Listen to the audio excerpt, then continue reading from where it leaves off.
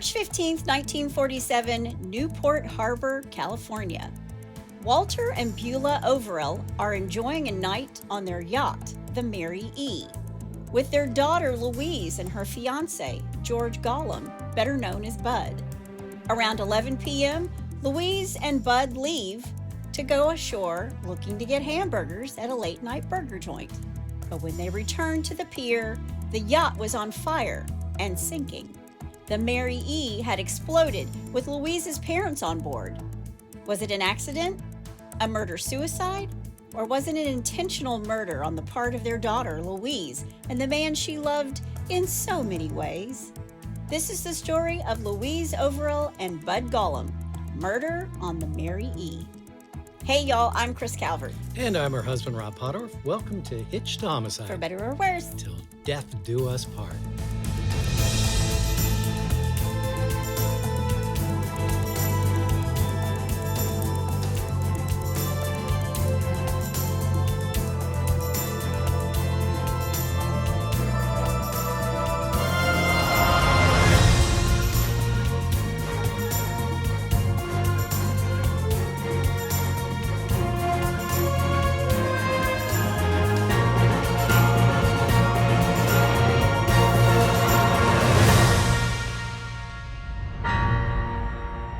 Welcome back, everybody. Yes, welcome. And for all of our friends in Finland, tervetuloa, tervetuloa, tervetuloa. Very nice.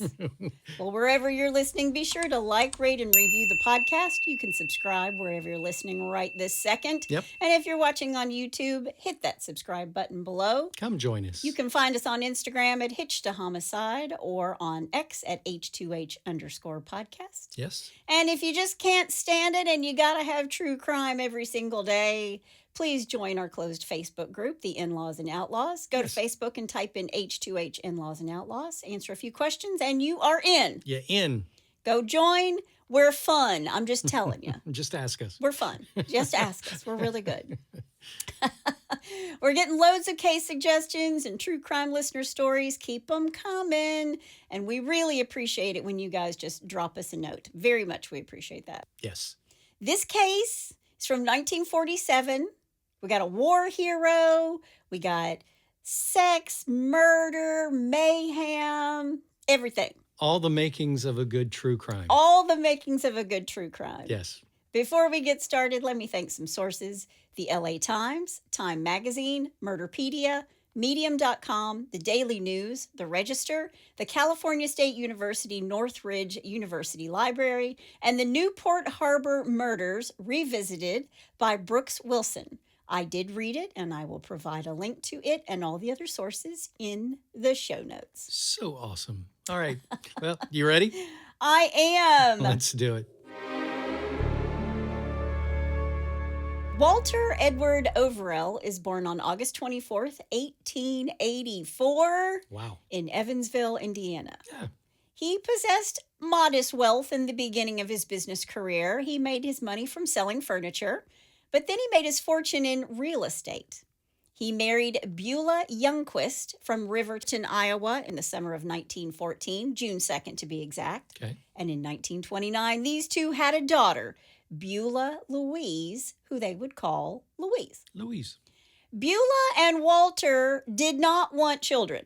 And Louise was an oops baby when her mother was 39 years old. That was scandalous back In 1929, it sure was. then. Yeah. Yeah, her mom was 39 and her dad was in his 40s. Well, I was an oops baby. My mom had me when she was 36. That was 1959. Yeah, and that was scandalous back then. Exactly. Yeah. In fact, I'm going to tell this quick story. My mom, God-fearing, loving woman, wouldn't say a bad word about anything, sweetheart. That's true. Yep. And she wasn't feeling good, went to the doctor, our family doctor, and he ran tests on her and left the room, came back in, swear this is true. He said, well, the good news is you're not sick. There's nothing wrong with it. And the other news is that you're pregnant. And my mom looked at the doctor and said, how did that happen? And he said, well, if we've got to go there, we got more problems than you've been We got pregnant. bigger problems than you being pregnant, Norma Jean. God love her. But she's 39. Her dad's in his 40s. Wow. And there are those who will say that because she was kind of an unwanted child, she was also kind of a neglected kid. That's too bad. Walter was the president of the Federal Discount Corporation of California, which was a corporation headed up by well-known LA businessmen and, quote, able bankers, end quote. I found it all when it got incorporated in the newspaper. It was able bankers and LA businessmen. What's an able banker? An able banker. I guess they can walk to work? I guess they just have money. It's a solvent bank. All right. But 44 of the 63 are allied with the furniture trade in this group. Okay. He was a deacon at their church in the community church of La Canada Valley. In June of 1935, Walter took over the J.M. Overell Furniture Company, located at 7th and Main Street in Los Angeles. Okay. The company opened in 1899 on Spring Street in L.A. and moved to 7th and Main in 1903. I believe it still sits in this location. That building is still in this location. Wow. Walter's wife, Beulah, she's a part of the community church of La Canada Valley, and she's also heavily involved in something called Children's Day and was the chairman of the Women's Guild. They were members of the Flint Ridge Country Club, and Walter was on the board of directors for the La Canada Valley Chamber of Commerce. Okay. So they're very social, very connected, very out in the social world of LA. Sure. In the 1920s, they built a home designed by L.G. Schur of Los Angeles and architect Cyril Bennett of Pasadena.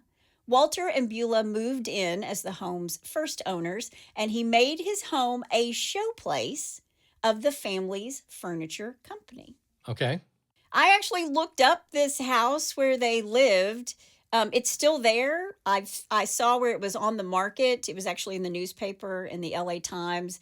It's on the National Register of Historic Places. Okay. It's a very historic home in LA and in that area. Gotcha. It's gorgeous. It's really pretty. Nice. But he used his house to showcase all his furniture. Ah, okay.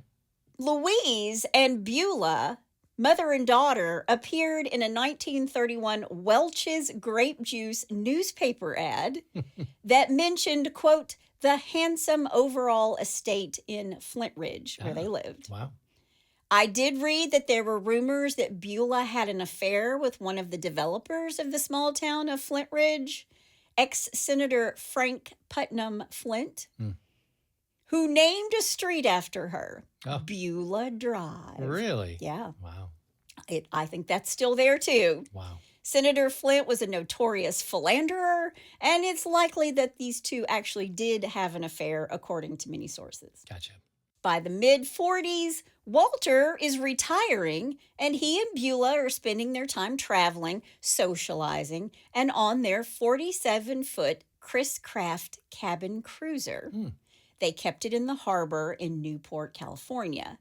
Walter had amassed a great fortune by post-World War II standards, $600,000, Wow. or $8.5 million in today's money. That'll work.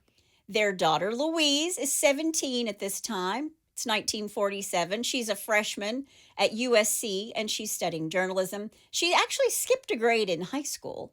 I don't think Louise had the happiest of childhoods, mostly placated by money.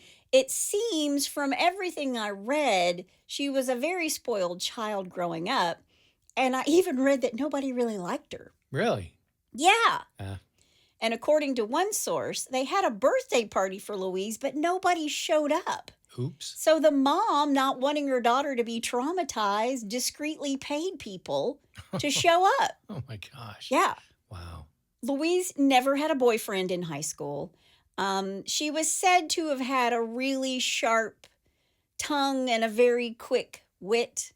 She never allowed the boys to make fun of her because she would beat them to the punch. Like, she didn't let them make fun of her or say mean things to her. She would do it first. Right.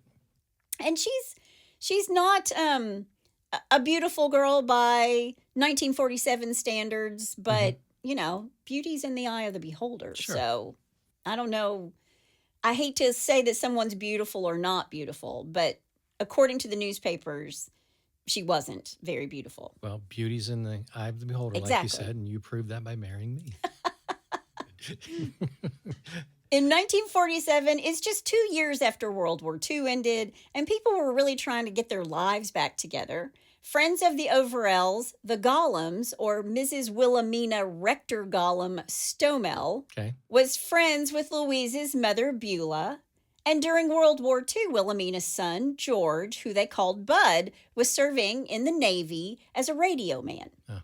And Louise was apparently encouraged to write to Bud while he's in the war. And she did. Okay. And when he came home, he and Louise began dating. And then somewhere in there, Bud took Louise to bed and she was done for. Uh-oh. Hook, line, and sinker. Yep. Hey, Goose, you big stud! That's me, honey. Take me to bed or lose me forever. Take me to bed or lose me forever. Thank you, Goose.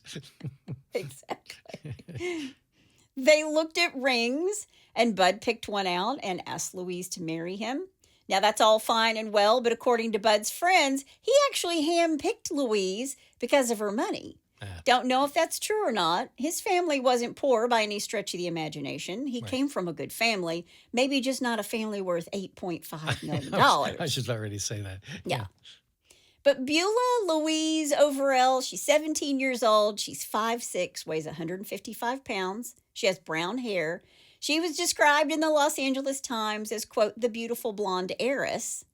She's also described as a pudgy, unattractive girl. Take your pick. Wow. She's an only child. She lived with her grandmother near the University of Southern California when she started school there, right there near the campus. Mm-hmm. And she was majoring in journalism. And classmates described her at USC. They said that she was pretty stoic and undemonstrative. Okay. She just, kind of flew under the radar. Yeah. George Bud Gollum was 21 years old. He's 6'2", weighs 220 pounds, and he is handsome in the, quote, style of the times, end quote. Whatever that means. He's a good-looking kid. Okay. He returned a Pacific War hero. He had received the Bronze Star for bravery during the Battle of the Leyte Gulf. Wow. And was pre-med at Los Angeles City College. My dad was in that battle. I know he was. He was. I knew you'd like that part. Oh, yeah, absolutely. Now, Louise's mother at one point even called Bud's mom and said, quote, I'm so glad, my dear, that the son of one of my oldest friends is interested in my daughter, end quote. Well, he's interested, all right. Hang on to your whatevers. Calm your panties. I'm hanging on to whatever I can. Beulah used to call Wilhelmina and ask if it would be okay for Bud to keep Louise company in their Flint Ridge house while she and Walter went out. And Wilhelmina, in kind, would call and see if Louise could stay at their house a little later or come over on Bud's 21st birthday. And a whole lot of shaking was going on during these little visits. Just telling you now. Got a call for sex. If this truck is rocking, don't bother knocking. Mm-hmm. Yep. But when these two decided to get married, there are loads of sources that said her parents weren't too pleased about it. Really? But a wedding date was planned for April 30th, 1948, when Louise would be 18 years old, and her parents couldn't stop her. Right. Her parents allegedly told her, you marry him, we will cut you off financially. Whoa. See ya.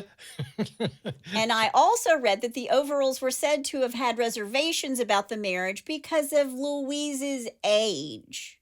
But they said they liked Bud and had consented on the condition for them to get married as long as both of them finished college. Gotcha. And Louise had told people they planned to get a house trailer and live in a central spot near both of the campuses, USC and LA City. While they were going to college. Right. They were going to, get married and finish college together. Okay. That makes sense. But Louise was all about Bud. And Bud was a little bossy and a bit sadistic in the bedroom with Louise. And you can only think if this is the only man she's ever had sex with, which it is. Yeah. She thinks this is what's supposed to happen in the bedroom. Gotcha. And he, of course, had been with other women. Still, Louise and Bud spent all their time together and with her parents. And on March 15th, 1947, around 11 p.m., 17-year-old Louise and her sweetheart Bud are on her parents' yacht, the Mary E., which was moored in Newport Harbor in California. Okay. At just around 11 p.m., Louise and Bud leave the yacht, going ashore to get hamburgers at a late-night burger joint. All right. Probably not In-N-Out Burger. Near the In-N-Out Burger. Those are good burgers. Shut the fuck up, Donnie. That is my favorite. It is good. Everybody knows I fly into the West Coast. I have people meet me at the airport with a burger Yep. from In-N-Out. They know how much I love it. Yeah, my top three is Shake Shack, number 3. Okay. In-N-Out Burger, number 2. Yeah. Five Guys, number 1. No, Skyline Chili. Uh, I know it's not a burger, but it's still number 1. in my heart. okay. Okay. Yeah. But while these two are getting burgers, the Mary E. explodes. And when they get back to the harbor, they see Louise's parents' boat is smoldering and sinking. Wow.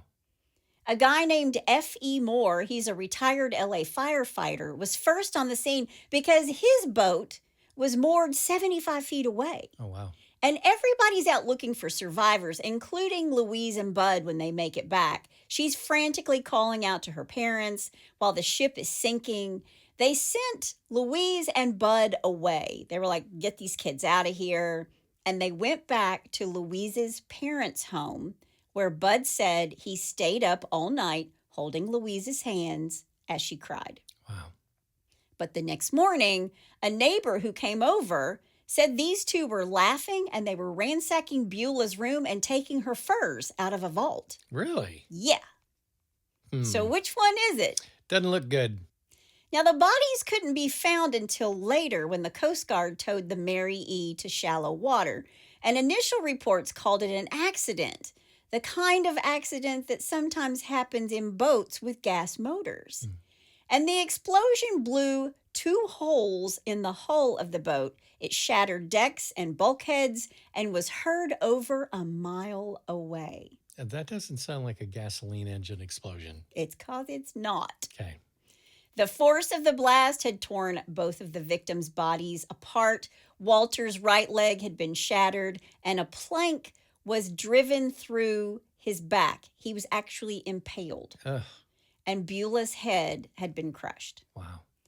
Now, on the following Wednesday, March 19th, Louise and Bud returned to Newport Beach to get the family's car from the police, and Newport Beach Police Chief H.R. Hodgkinson told them, quote, "I'm glad you dropped in. Saves me the trouble going after you," end quote. Uh-oh. Louise and Bud were placed under arrest on suspicion of murder. Wow.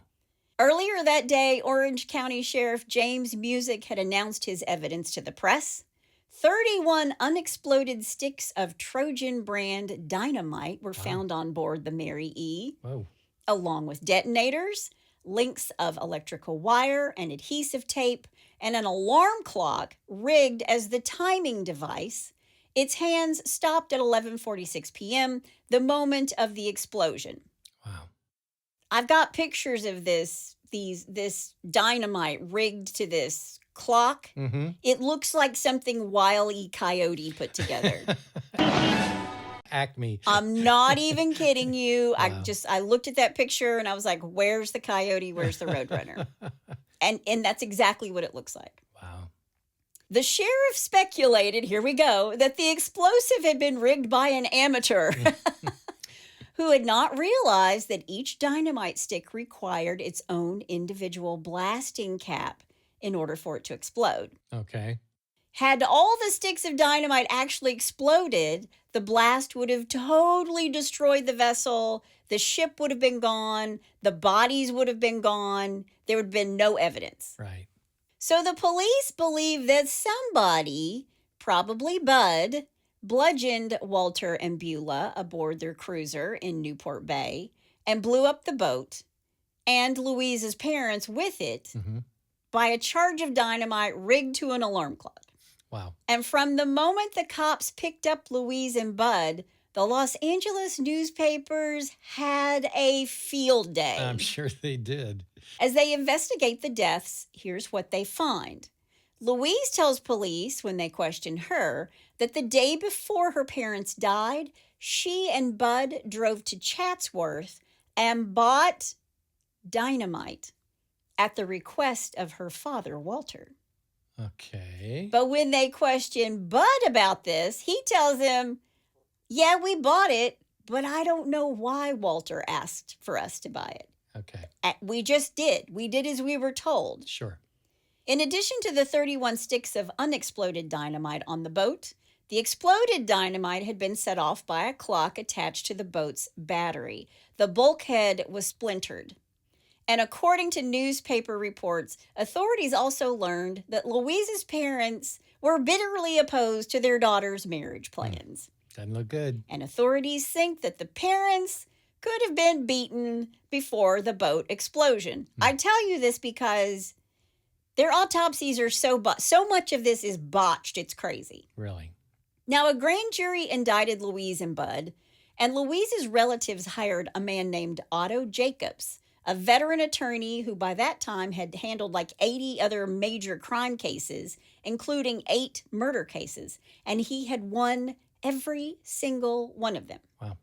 He had an aide, Z.B. West.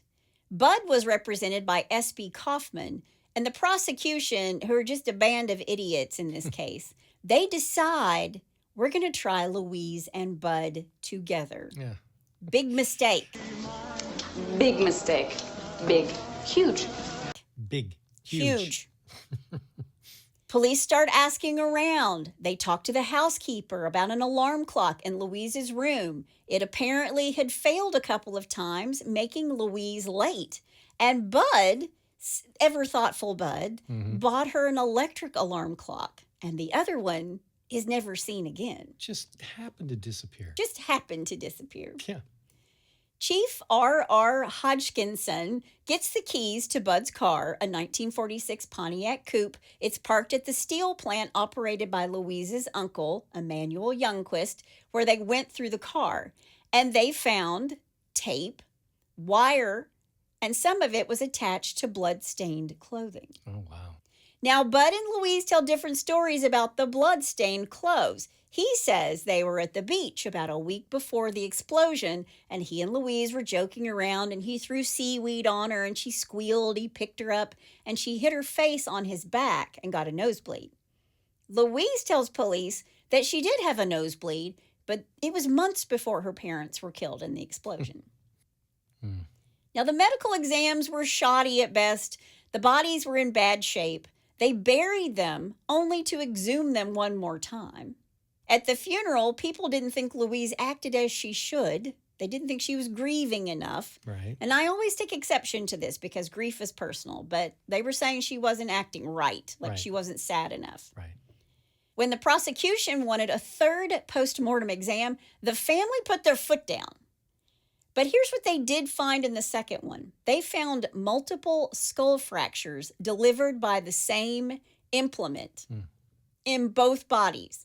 But the coroner couldn't determine whether the fractures had been the cause of their death, even though it seemed like it all corresponded with a ball-peen hammer, a ball-peen hammer that they found on board the Mary E. Oh, really? The autopsy report further stated that there was no water in the lungs of the victims, Okay. indicating that they had to have died prior to the sinking of the vessel. Right. But they could have been killed by the blast. Sure, of course. But they still found this ball-peen hammer in the bathroom of the front cabin. They also said it could have been caused by a stanchion that held the lifeboat in place. But they don't really know. And everything is circumstantial. Everything is circumstantial. Sure. The most incriminating evidence, of course, was that Bud and Louise were seen buying dynamite. And what they find out is they didn't just buy dynamite once. They bought it twice before the explosion of this yacht. They didn't think to tell them that. I think they were trying to keep everything close. They were playing their cards close to the vest. Sure. Yeah, but when you say, well, my dad told us to go buy dynamite. Yeah. He didn't tell him to buy it twice. Yeah, exactly. Yeah. Yeah. There was a receipt for 50 sticks of dynamite purchased from the Trojan Powder Company in Chatsworth, California. The receipt was signed not by Bud or Louise, but by an R.L. Standish of 206 West Boulevard in Palmdale. And the authorities try to say that the name, even though it's a different name, they say it's Bud's handwriting. Yeah. Now, whether that's true or not, who knows? Right. They bring in the guy who sold them the dynamite. He comes in and he's like, they show him pictures of Bud and Louise. And they're like, is this the couple who bought the dynamite? And he can't say for sure. He's like, I don't know if it's them. It could be. It might not be. Yeah. Wow. And even though this case today would have been open and shut, it's just not. Yeah. Well, records weren't as stringent as they are today. For sure. But I'm telling you, it's Wile E. Coyote, the Roadrunner, and the Keystone Cops. Wow. So the prosecution has that Walter and Beulah were killed by blunt force that was unlikely to have been caused by the explosion. They're dead when the explosion happens and the boat floods. Louise and Bud were with them. They're the only ones with them prior to the explosion. They purchased the dynamite on 2 separate occasions, and the most recent taking place on the day before Louise's parents die. The other part that they have is that Louise's father had threatened to cut her off if she married Bud. Right. So it should be an easy win. Yeah. They had motive. Right. They had weapons. They had opportunity, right? Sure. The trifecta. Yeah. After Bud and Louise are arrested and kept in jail, which from everything I read was pretty cushy, by the way, she had knitting needles and was making Bud socks while they were apart. So she had 2 shanks with her in prison.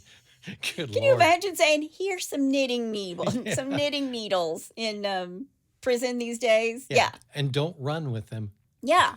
She's making socks. I read there are all kinds of letters that they send back and forth. We're going to talk about that. But, she was like, I'm working on the purple ones today. And he's like, I'm wearing the blue socks. And his mom was bringing her yarn. She was darning things, for the prison guards. It's just. Wow. Yeah. Okay. It's a little bit Chicago. Yeah, I was going to say. Yeah, the mama, the matron, and yeah. But knitting is not all they're doing while they're apart. These two made friends with the guards, or so they thought. And they started passing notes back and forth. And when they do this, they think because they're friends with these guards, it's going to remain private. Sure. Well, they would open them and copy them before they passed them along. It didn't remain private. And this trial was among the last spectacular murder trials of the age of print media, and they couldn't wait to print these letters. I'm sure. The story of how Louise's parents died, the fact that she was in love with Bud, and that they were in jail for the murder of her parents. This story is carried in the LA Times, the LA Examiner, which is the Hearst paper, which loved to focus on the personal angle. Oh, yeah. It was also featured in the New York Times, Life magazine, you name it. Gee whiz. It was a rag journalist's dream. It's the heiress of the crime, the love story between Bud and Louise, and the opportunity to give their readers a glimpse into the lives and scandals of the rich, the lifestyles of the rich and famous. Yeah, the only reason it wasn't in the National Enquirer is because the National Enquirer wasn't around. Exactly. Now, if Louise's parents didn't like Bud, after their deaths, you can quite imagine that her family really didn't like Bud. I can imagine. They rallied around Louise. They hired her the best defense guy in the business, Otto Jacobs. And Otto wants her to distance herself from Bud as much as she can. He has no idea these love notes are going back and forth. So she's in love. The letters are getting passed back and forth. Some of them, I'm telling you, even in 2024 would make you blush a little bit. Really? Oh, yes. Wow. I'm just going to give you a little sample. None of the dirty ones. All right. The Harlequin version. Yeah. Okay. Quote, I wish we were in our own home alone. This is Bud to Louise, by the way. Right. That's why I don't want to have a housekeeping couple in a house of ours. We would not be able to run around the house naked. We would not be able to make unreserved love anywhere, anytime, end quote. Go, Bud. He also tells her that after everything's over, he intended to be, quote, real masculine, end quote. this after they're married, and he begged her to write to him in the same vein in which he addressed her, which was very sexy and very explicit. Okay. His love for her, he admitted, was based on sex. Quote, "But I think the emotions and acts of sex are the most beautiful and necessary of any possessed by human beings. In the word sex, I include all of the thoughts I have of you. My love is sex. I'm not a disciple of Freud. I just think that all emotions and feelings between two people, between us, is sexual, but sexual in a way that is good and healthy and will, as the years pass, strengthen our lives together." End quote. So basically what he's saying is it's all about sex. Yeah, and he's a little bit of a dominant to her submissive in Right. these letters because he gets really explicit about what he wants to do to her. And I'm like, am I reading 50 Shades of Grey from 1947 and 1948? Mr. Gray, we'll see you now. Yeah. Because it's really a lot like that. Wow. Louise wrote a letter where she ended it, quote, "I simply cannot explain how I feel toward you. It is sufficient to say that you are my whole and only interest in life. I'm sorry. Uh-oh. I dream of your big, beautiful chest. Nobody else has a beautiful and as hairy a chest as you," end quote. Jeez. Here, I just threw up in my mouth a little bit. There's lots more, of course, that All they right. can't print in the newspapers. Yeah. And by the time these two go to trial, the letters have been leaked to the press, so everyone knew about them, but the jury, who had been sequestered, they did not. Okay. And on the day when the jury was going to be shown all the salacious letters, the courthouse was packed. You couldn't fit them in with a shoehorn. Wow. Because these people thought they're going to read these letters out loud. Right. But they handed the letters to the jury of 6 men and 6 women to read silently to themselves. And they did read how they'd given pet names for body parts. Wow. He would write to her explicitly how Junior missed Butch. Oh, gee. Oh, my God. Oh, wow. Junior Mrs. Butch. Gee whiz. I don't even want to know how they came up with that. Oh, so he wrote about Junior and Butch and all the things he wanted to do to her. He begs her to write to him a sex story, but she doesn't. And as time wears on and Louise's family sees these letters, they get together, the whole family gets together, and Right. they're like, it's time for damage control. Yeah. We've got to do damage control. Yep. They tell Louise that Bud was only after her money, that she needs to distance herself from him.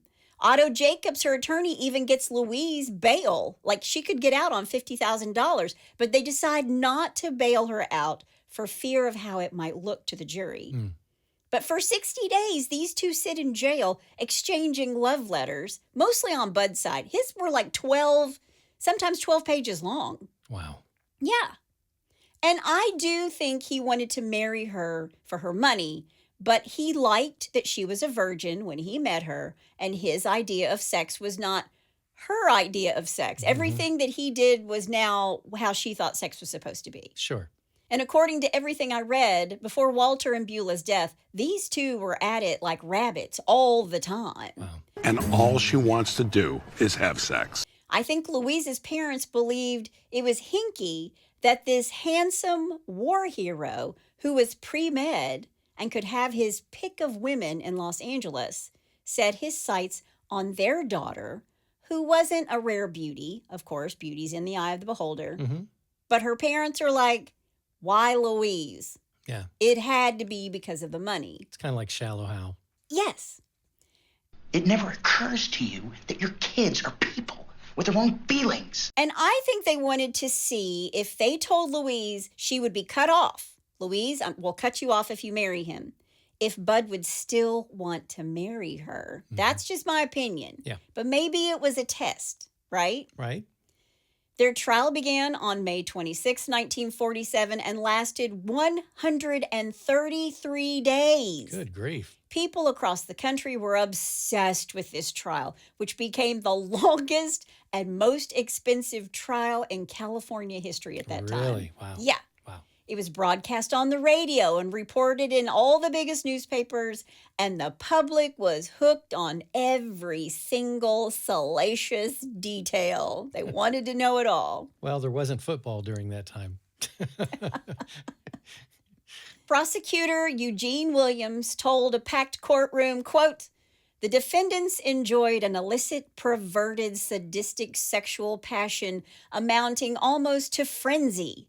Lust, greed, frustration. Ladies and gentlemen, these are the raw materials of which murders are made," end quote. Wow. And it seemed like a slam dunk for the prosecution, right? Yeah. Louise had motive. She's the sole heir of her parents' fortune. Right. Bud had a trunk full of dynamite. And Walter, apparently, her dad, didn't have the kind of enemies who would even think about orchestrating something like this, Right. or were looking to kill him. Sure. The only person they thought was really looking to off him was his daughter. Yeah. But the prosecution made some critical blunders, not the least of which was to try Bud and Louise together and not separately. Right. And that would prove to be a huge mistake, a fantastic mistake. Okay. But it wasn't the only one. Prosecutors contended that specific screws used in the detonation device were exceptionally rare, and they had found some of those screws in Bud's car. So the next day, the defense team goes to a local hardware store. They find the screws pretty easily. They walk into the courtroom, and they're like, "Oh, you mean these screws?" And they just tossed them in the floor. Oh, man. Yeah. Wow. Oops. So it was very much a showman. It was a showman's trial. Sure. The defense argued that Bud purchased the dynamite at Walter's request. Right. Why? Well, they contend that Walter was depressed. He was depressed enough over his deteriorating finances that the explosion was the result of an accident of suicidal tampering with dynamite. Okay. So did Walter have a death wish? Was it a murder-suicide? He took his wife with him? One news report quoted Bud as saying he bought the dynamite so Walter could remove tree stumps at his estate. Mm-hmm. I mean, they're kind of all over the place. Yeah. I mean, pick a story, any of them. But after all the salacious love letters and even one with a map on how to break out of jail together, the jury came back after 133 days with a verdict of Guilty? not guilty. Really? Wow. And the court watchers exploded into applause. Really? Yes. Oh, wow. Insurance money based on a double indemnity claim resulted in a $140,000 award. Now, afterwards, many of the jurors said they all believed that Bud and Louise had done it. Well, okay. But they felt that Bud acted like a Svengali over her, and they wanted to give her a lesser sentence. But they were tried together, Yep. and the charges against them didn't allow for individual verdicts. Right. So the jury was stuck. Yeah. They painted him into a corner. Yeah. Yeah. And they didn't want to throw them both in prison for the rest of their lives. Wow. Because they thought it was mostly him orchestrating, and he had such a power over her that she did whatever, she went along with whatever. Sure.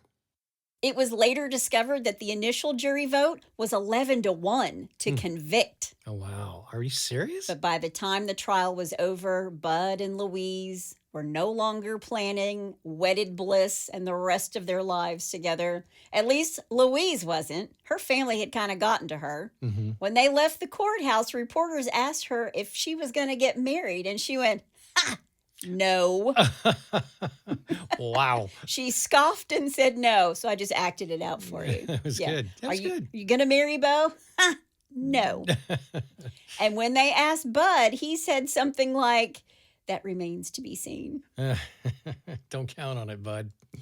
The Mary E., the yacht, was actually put on display in Long Beach as a tourist attraction. Really? 150,000 people went through the death ship. Admission was 50 cents. Then it was 25 cents. Then it was 15 cents. Man. Time magazine reported that the Overell estate was in reality, quote, valued in probate at $309,997, end quote. Okay. And maybe Louise didn't know that. Maybe she didn't realize that her dad wasn't worth what she thought he was. Right.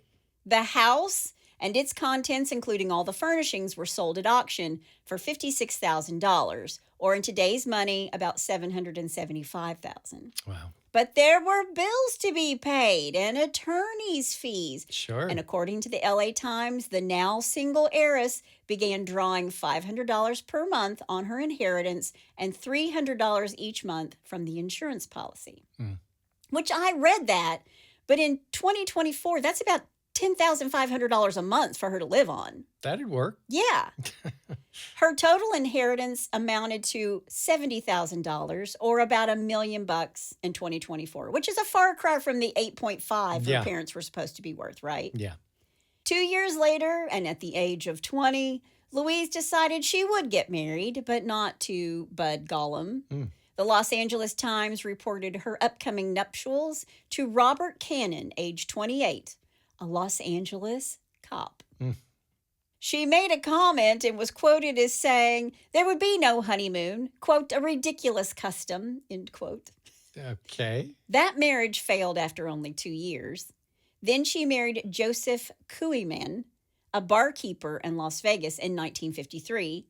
That marriage would also fail.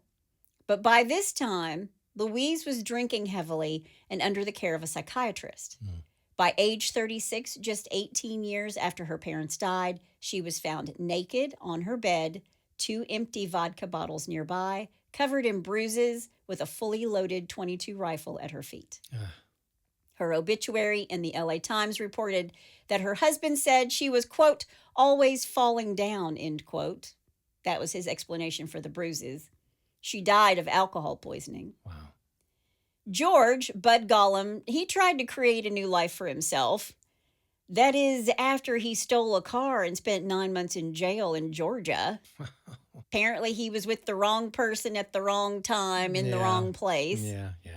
After that, he vanished from sight. He became a professor, so he claimed, but no one ever knew what school he taught at. He didn't go to med school. He kind of said that the trial killed that for him. Yeah.